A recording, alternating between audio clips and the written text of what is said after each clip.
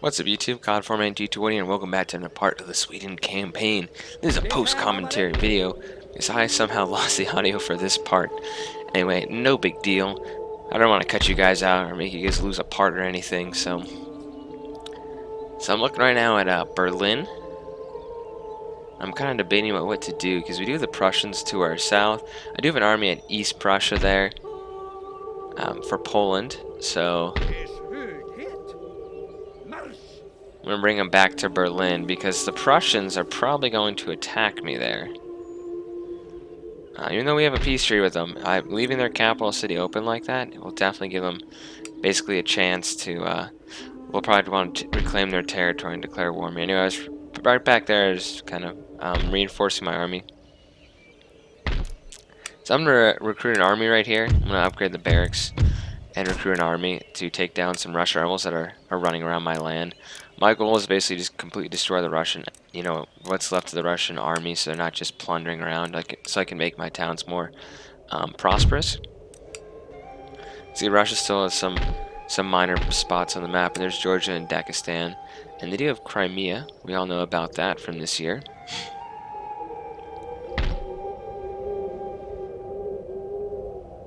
And yeah, so we got Sweden. That's me right there. This army's pretty much ready to go. I think I can pull them out without making the people unhappy, so I'm going to start attacking the Russian territory at the very edge of the map here. It seems like in most of my games I have to conquer Russia. Most of my campaigns, that is. I mean, I've never done a Sweden campaign. I've done a lot of them. I've done the USA, Great Britain, Lithuania, Prussia, France, Spain. I haven't done the Dutch or Austria or Ottomans or Maratha, but I've pretty much done everybody else.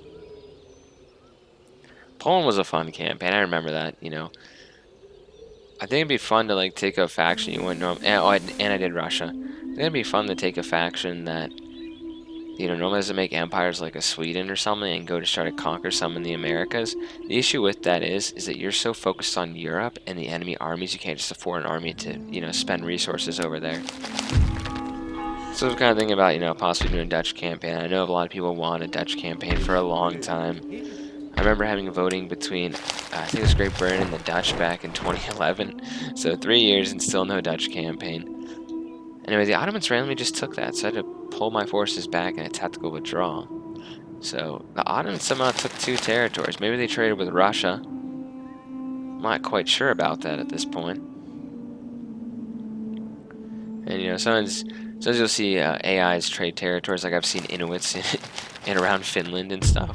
I haven't usually, you don't usually see the Europeans trade, so it looks like the Ottomans have paid Russia some money for those territories. Surprisingly, the Ottomans and the Russians never really got along historically, so I'm looking here, wondering, okay, they at war? No, they're not. They're trading, though, I think. Yeah, that's why I do these commentaries live. It's a lot more, easier for me to talk completely at the same time. Anyway, my army's gonna move into Crimea here. They're just putting more pressure on Russia, but those guys are still unhappy. And no, I'll take Ukraine probably with this army once it's healed up. But considering there are just a bunch of rebels and they're not, not too bothered, they're not going to attack me or anything, I might as well just leave them just for a little bit as I reinforce these territories with militia to help keep people happy. So I'm going to send that army to Berlin, kind of help it guard my western flank here, and then that other army I took out of Lithuania, I'm going to move towards Warsaw. And in part 19, there will be a battle for Warsaw, so that will be fun. You guys can look forward to that. There's a battle in this part, in case you're wondering. Look at Prussia. They have Munich, or München. They have Rhineland. They have a lot of territories west. And then Poland has that one little territory there. I think it's Silesia. Or maybe it's Dresden.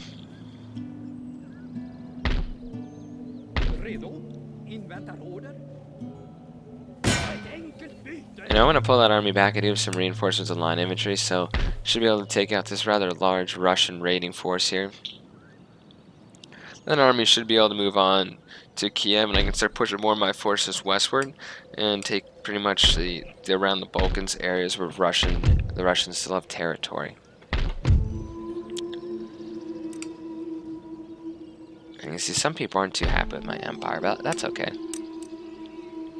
Let's let the turn and see what happens. I can't actually remember what happens, but we'll figure it out. Yeah, so Empire Total War, probably one of my favorite Total War games. I know there's Empire Total War Darthmon. I just like to have it like the original. How it was originally meant to be played. Now I understand there's some. The thing about Darthmon is it used to lag my old computer. I haven't tried it on this computer. And then look, Dagestan randomly declares war on me. Yeah, it's Dagestan. So Dagestan doesn't like me, so they declared war on me. So I was saying, yeah. So Empire, I haven't, the thing I don't like about Darthmon is that it's so huge, and the individual unit sizes are insane. Now I could turn those down, right? But I don't know, Darthmon's okay. I think it's just much easier just to do the regular now. I don't know, doesn't, I don't feel like it. I mean, I wouldn't mind some of the like, I like hotfixes more, like the gates work. I don't need a whole like revisit of the game or anything. And I wish they were making Empire 2, but then they announced Total War Rome 2, the Attila campaign. I told you they'd make a. Actually, it's a militia with my army. So we're gonna pencil these guys. I wish they were making like an Empire 2. I'm sure a lot of people would like that. These guys are gonna be surrounded here, and I'm just gonna auto-resolve it. Surprisingly, they got away with way more men than they deserved to get away with. So I'm gonna combine my armies here. Actually, I'm just gonna pursue with this one army with my good general.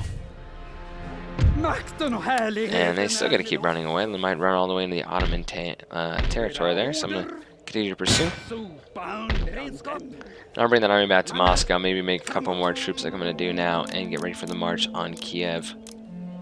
You can see in the bottom left, Morocco's actually taken over some territory from the Barbary pirates as Spain has pushed them out of their native territory.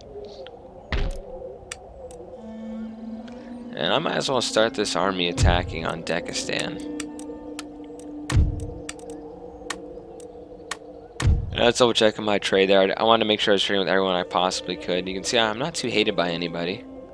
I mean, France and Spain don't like me, but they're still trading with me. All matters, I'm allies with Austria, Great Britain, and the Netherlands, so basically the Protestant nations. Yeah, it's really important. It's important to maintain some kind of relations with the British because you don't want their navy to, be raiding your trade, especially in that critical English channel. Anyway, I'm going to move my spy around here to kind of check out what Prussia has in the Rhineland. He's just out of range barely, so he's not like a great assassin or anything. So we can have Assassin's Creed Unity's coming out soon. Wow, it's really going to date this video if you watch it later, but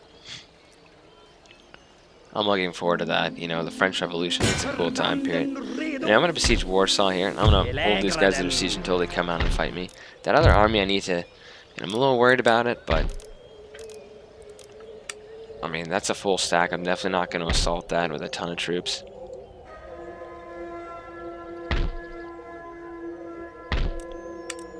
Anyway, this army should be ready. Unfortunately, the people are unhappy, so I can't just leave yet, so I gotta wait. And I wasn't sure if these farms that were raided were part of my own territory and that causes unhappiness, but I'm not going to take the chance. Looks like my militia can actually attack this army, so I'm going to do it, and the people are actually happy, so that's good.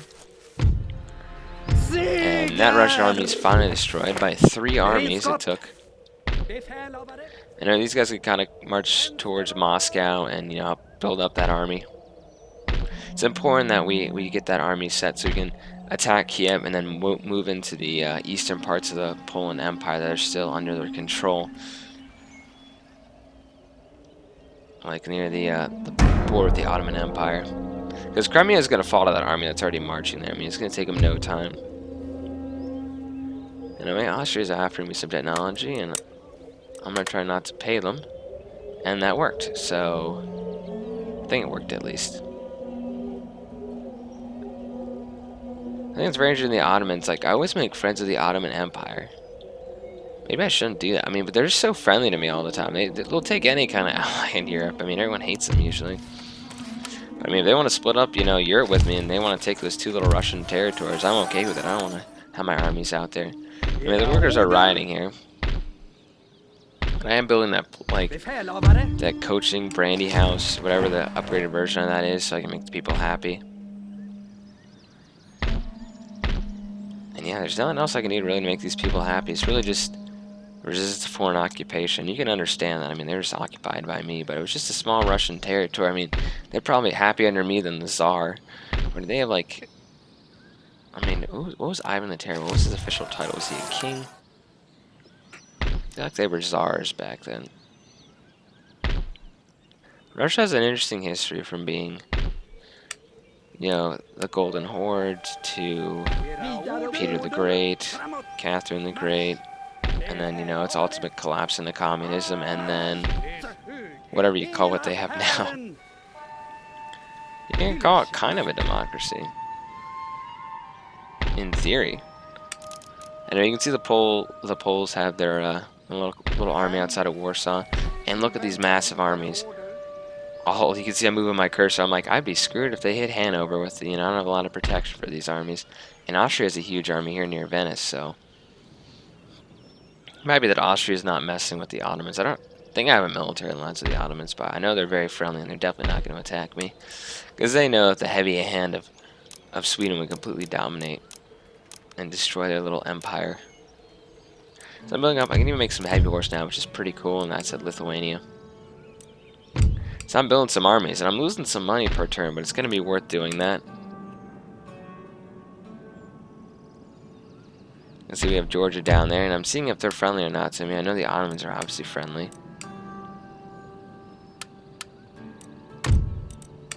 Trying to get maybe some trade agreements with the Papal States, or these are the Italian states. The Italians usually just hate me in this game, no matter what faction I am. Hey, at least Venice hasn't declared war on me. They always seem to love declaring war on me in these campaigns. Especially Medieval 2. Them and Genoa. Genoa and Medieval 2, man, they're my arch enemy. I don't think I've ever done a campaign in some, I don't think I ever will. Genoa just pisses me off in that game. Yeah. Yeah, I like playing. I think my favorite two Total Wars would probably be Medieval 2 and Empire. Like, just that kind of, well, 2006, 2000, I think, what was it? 2009. Because it came out, Medieval 2 came out in, like, 2006. And Empire was the next one. So whatever those kind of Total Wars in those eras. I mean, I'd love to see Medieval 3. And some people are saying Attila could be like a Medieval 3. But I'm not so sure about that. You know, I kind of like the whole idea of the Pope. And, I mean, can you imagine them doing like Medieval 3 kind of like Rome 2? Well, I think Rome 2 is too big. The maps and the objectives, but the outer is always significantly improved. So there's a lot of improvements from Rome 2, especially integrating naval battles and land battles. So, I mean, if Empire did that, could you imagine that, like, you're sieging a port city, and then you have your ships in the bay shooting at the ramparts or something? Yeah. So, you know, Empire has its problems. I still think it's, you know, one of the best Total Wars because they have they did the huge map in like a good way. Like there's a big map of Europe in the 3 theaters, but there's not too much to kind of overwhelm you. I know it's a balance. Like there's only probably like less than, I think there's like 70 cities or something on Europe on this, and there's, you know, you have to get at least 115 for Total War Rome 2. For the Roman Empire, and I think Total War Rome 2's campaigns aren't as friendly for YouTube. But I want to keep playing about Rome 2. I enjoyed it. You know, I said take a little break from it. Caesar and Gaul will be coming back at some point here when I have time. It's been a very busy semester here at school. I mean, I had to make out a calendar today. I think I have like 9 projects or papers coming up this month that are like decent ones, decent sizes that are due. Well, that's a lot. But I'm trying, you know, I'm doing my best for YouTube here. And, you know, when I can record, I'm trying. It's just you sometimes can't get gameplay for COH 2. And when this army's ready to march on Dagestan, the people are relatively happy in wherever that territory is there. And I'm going to take out Dagestan and just get rid of them, you know, once and for all. They shouldn't have declared war on me. I have to watch out for Georgia, possibly, too. Usually Georgia and Dagestan will declare war on you at the same time, so I'm a little surprised Georgia hasn't declared war on me just yet. Anyway, the cavalry's being built for this army. I'm going to need some more line infantry to help support it. This army's probably going to take on East Prussia. You know, bottle up that garrison, and all I have is like Silesia there, or Saxony, whatever it is. I think it's Saxony.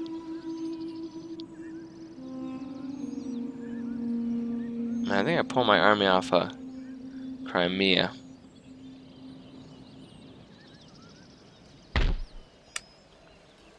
Yeah, I must have pulled them back. Maybe they're trying to help to attack Dagestan there. Maybe that was the army I brought back.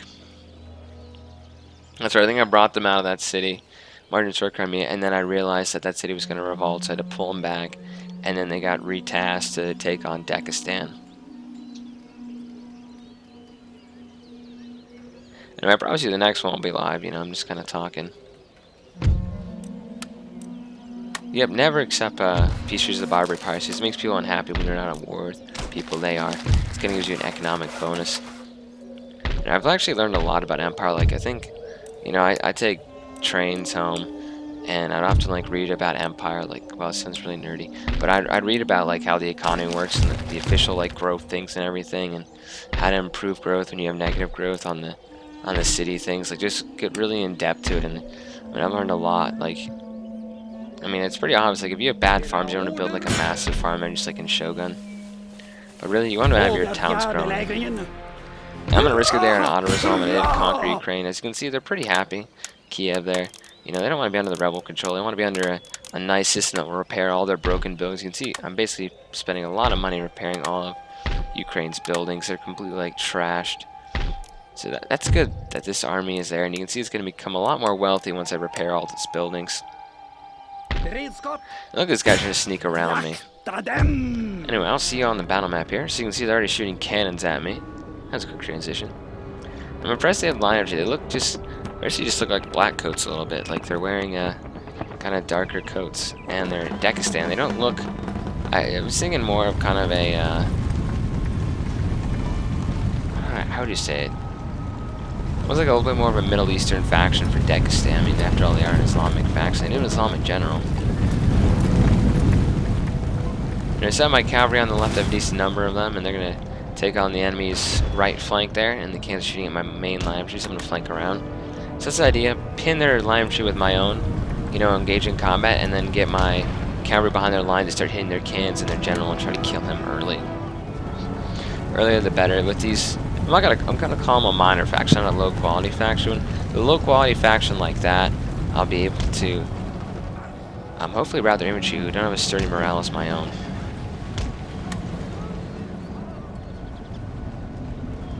I think the Dutch campaign would be fun. That would be good. Because then I'd be on 3 continents. I'd have to be very careful in Europe. Probably just conquer Britain for the hell of it. Anyway, you can see my lines, they're kind of in a more compact formation, so I'm going to start flanking even more with my infantry here. My cavalry almost completely surround these guys on 3 sides, so... But we do have fire by rank, that's a huge advantage. These guys don't even have a school. You can see first rank's going to fire, kneel down, second rank. That brings us back to my line infantry days in the regiment. I was thinking how fun that was that one summer. I mean, it was like legit. Like, we had training 3 or 4 times a week, and we had 2 line infantry matches, or line battles as they called them. And I'm thinking, like, there's no way I could possibly be anywhere close to that in college. Like, I mean, people like to play games with me, and they're like, when are you going to be on? You know, for COH2 and stuff. And I don't know sometimes. Like, I just get on when I can. It depends how busy the schedules are. Usually my Monday through Wednesday is pretty busy for me. It's usually on Thursday night. I'm on COH2 if you want to hop on. And you can see my cavalry just going to start pushing through these lines. I'm going to try to get my cavalry more to their cannons here. You can see they've managed to form a square in the middle. I'm just pointing on my screen. You guys can't see that. So I managed to outflank them. You can see they got a nice cancer shot around on my cavalry here and killed quite a lot of them, unfortunately. They formed a square in the middle of their line. That's going to be good against my cavalry. My infantry are shooting into it, so it's going to be ultimately bad for them, but my cavalry's going kind of Rambo here. And I'm thinking I'm just gonna, say what the hell, we have numbers. I have cavalry to charge them in the rear. Might as well just charge in all our troops. Take less cavalry this way. I don't need to have a shooting out match here with my cavalry behind their lines. Surprisingly, their cannons are holding on longer than they want, longer than I thought. But you can see that's their general also there, so it's not just their cannons, it's their general.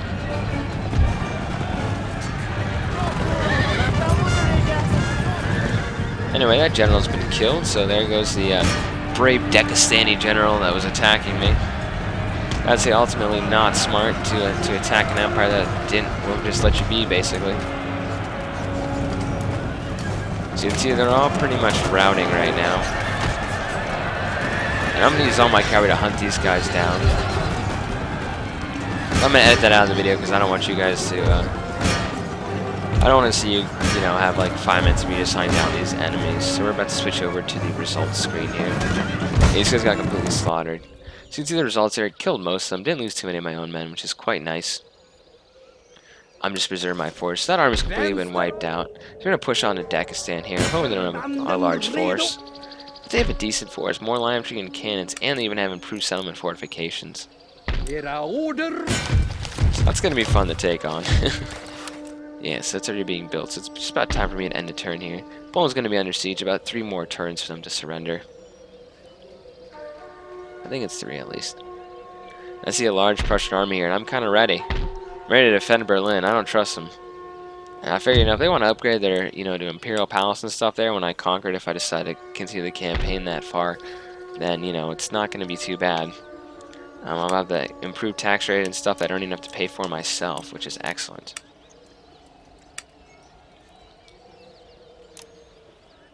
Yeah. So everything's basically repaired. I'm just double checking everything to make sure I can end the turn without forgetting anything. You can see Russia only really has Crimea in that little territory there. So after Dagestan's done, I'm hoping Georgia doesn't declare war on me, because like I said, they usually declare war with each other. They usually declare war together against me. See, Prussia still has a ton of forces. Anyway, this is the end of the part. God very much you do one sign. I hope you enjoyed. I promise the next one is a live commentary, so you'll be getting my live reactions. See you in the next part. We're going to fight a massive battle for Poland, so definitely stay tuned. Cod4Man221 signing off. Hope you enjoyed.